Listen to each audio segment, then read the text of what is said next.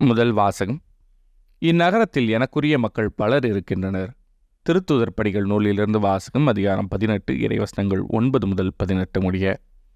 Pavul Corinth நகரில் இருந்தபோது இரவில் ஆண்டவர் பவுலுக்கு காட்சியில் தோன்றி, அஞ்சாதே, பேசிக்கொண்டே இரு, நிறுத்தாதே. ஏனெனில் நான் உன்னோடு இருக்கின்றேன், எவரும் உனக்கு தீங்கிழைக்கப் போவதில்லை. இந்நகரத்தில் எனக்குரிய மக்கள் பலர் இருக்கின்றனர் என்று சொன்னார். அவர் அவர்களுக்கு 1 ஆண்டு 6 மாதம் இறைவார்த்தையை கற்பித்து அங்கேயே தங்கியிருந்தார். கல்லியோ என்பவர் அக்காயா நாட்டின் ஆட்சியாளராக இருந்தபோது யூதர்கள் ஒருமித்து பவுலை தாக்கி அவரை நடுவர் மன்றத்துக்கு கூட்டிக் கொண்டு வந்து, இவன் திருச்சட்டத்துக்கு எதிரான முறையில் கடவுளை வழிபடுமாறு மக்களை தூண்டிவிடுகிறான் என்றார்கள்.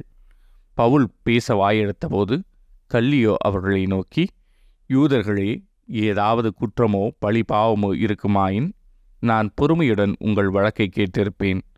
ஆனால் இது சொற்களையும் பெயர்களையும் உங்கள் திருச்சட்டத்தையும் பற்றிய சிக்கலாயிருப்பதால் நீங்களே பார்த்து கொள்ளுங்கள்.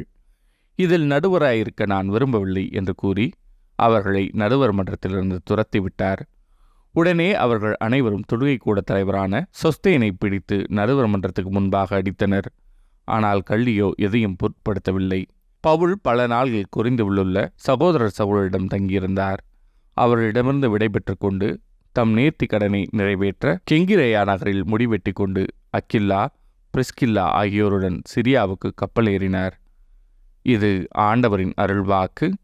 இறைவா, உமக்கு நன்றி. பதிலுரை பாடல். கடவுளே, அனைத்து உலகின் வேந்தர் நீரே.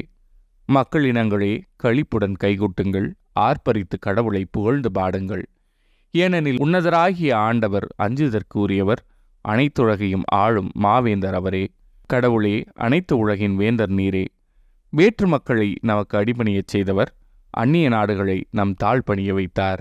நம் உரிமை சொத்தை அவர் நமக்கு தேர்ந்து அளித்தார். அது அவர் அன்பு கூறும் யாக்கோபின் பெருமையாகும்.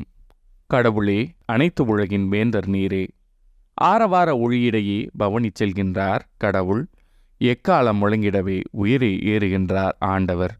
பாடுங்கள், கடவுளுக்கு புகழ் பாடுங்கள். பாடுங்கள், நம் அரசருக்கு புகழ் பாடுங்கள். கடவுளே, அனைத்து உலகின் வேந்தர் நீரே. நற்செய்தி வாசகம். உங்கள் மகிழ்ச்சியை யாரும் உங்களிடமிருந்து நீக்கிவிட முடியாது. யோவான் எழுதிய தூய நற்செய்தியிலிருந்து வாசகம். அதிகாரம் 16 இறைவசனங்கள் 20 முதல் 23 முடிய. அக்காலத்தில் இயேசு தம் சீடரை நோக்கி கூறியது, உறுதியாக உங்களுக்கு சொல்கிறேன், நீங்கள் அழுவீர்கள், புலம்புவீர்கள். அப்போது உலகம் மகிழும். நீங்கள் துயருறுவீர்கள், ஆனால் உங்கள் துயரம் மகிழ்ச்சியாக மாறும். பிள்ளையை பெற்றெடுக்கும்போது தாய் தனக்கு பேறுகாலம் வந்துவிட்டதால் வேதனை அடைகிறார்.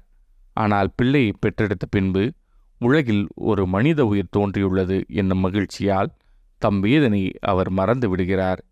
இப்போது நீங்களும் துயருறுகிறீர்கள், ஆனால் நான் உங்களை மீண்டும் காணும்போது உங்கள் உள்ளம் மகிழ்ச்சியடையும்.